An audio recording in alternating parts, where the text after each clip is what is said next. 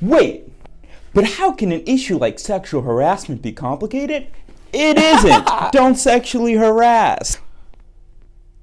Oh wait, but it is! Oh my god! Because what is sexual harassment? As you know, in an upcoming video, we're going to be discussing with women because they deal with it. But first, let's try to make sense of this very complicated, disorganized video the same way we're going to try to make sense of the issue by looking at statistics. So in this part of the video series, we're going to look at statistics. Statistics. Because statistics can help us understand the issue a little bit better. Whoa, is that true? And we've been seeing most of these problems with older men. Harvey Weinstein, Bill O'Reilly, that other fucker from Fox, Louis C.K. They have been talking to younger women, like 40 victims ranging between the ages of 20 and 40. I was looking at a UK government website. Let's take a man wolf whistling at a woman. Oh, mama! Between the ages of 18 and 24, those who are polled were largely in agreement, 65%, that is sexual harassment. As you move closer to 55 and over, women only considered sexual harassment at 15%, whereas men only considered it sexual harassment as, this is going to surprise you, 35%.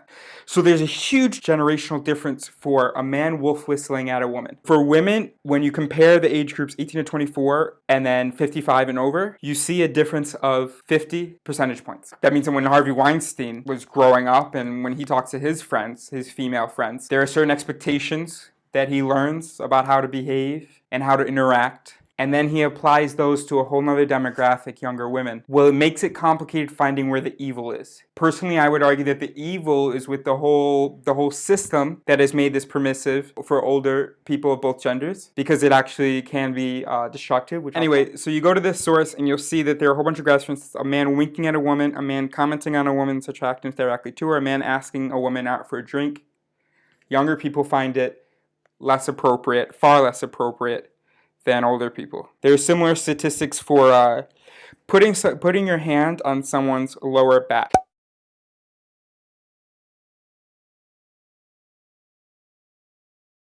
If you look at the age range 18 to 24, you see that 53% of women consider that inappropriate and uncomfortable, whereas it's 25% when you look at 55 and over. For winking at you, between the ages of 18 and 24, when a man winks at them, 12% feel it is acceptable and feel flattered, whereas 24% of women over the age of 55 feel that it is acceptable and feel flattered. There's also the question of Lisa Bloom. She's a feminist lawyer who advised women who had been harassed by Bill O'Reilly about how to pursue charges. However, she has been sympathetic to Harvey Weinstein. All I'm saying is that it's complicated. All right, time for me to get to you guys. Those who think that bitches be lying, bitches be exaggerating, maybe just lying. I want you to hear what I have to say, but fuck off. This is real.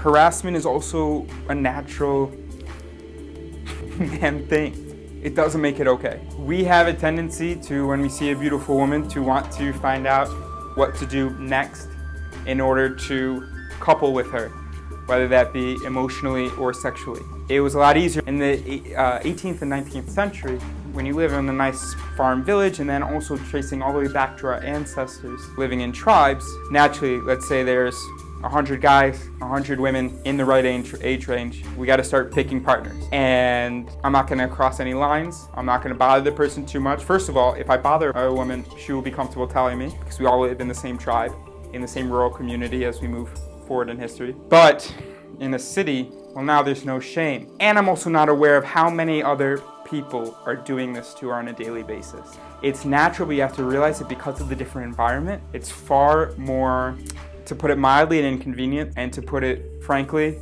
destructive.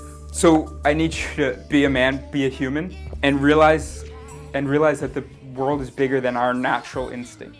And so we need to curb those instincts so that we, as big fish, as I said earlier, I'm a big fish, don't fuck Ripple's metaphor, thank you. But essentially what I was reading, according to the interviewer in this article, after World War I, there was a shift in how street harassment was perceived. For a few decades leading up to the war, Street harassment was largely seen as inappropriate, and women who fought back were applauded.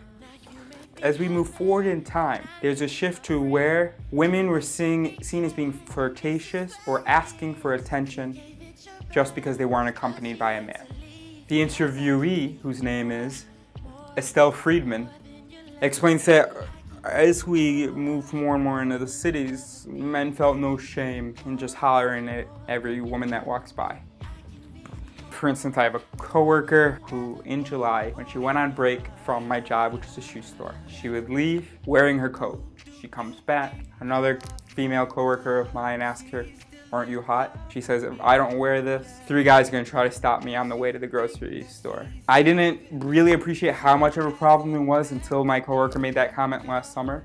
75% of people, both genders, say that it is a problem in the workplace, sexual harassment, which is in a 17% increase since 2011. In conclusion, it's complicated. Both camps need to be open to information, particularly the right, and the complexity of the context. The fact that people are products of the patriarchy, and that the patriarchy is the real problem here. Not an individual man, but men and the systems that men have created. I'm looking for my soulmate. I am tempted to, if I see a beautiful woman, I'm so tempted to stop her. I'm man enough to say, let her be. She has met hundreds of guys. Extremely unlikely that you are the one for her and that she is the one for you. Leave her be, even if it means missing out on a great love, because we need a world where women feel comfortable walking the streets and leading their lives and are not made to be small. Subscribe. Please watch my follow-up video. I realized that I had some of the wrong ideas, specifically related to whom we blame and whether we exclusively blame the system and why. Just watch.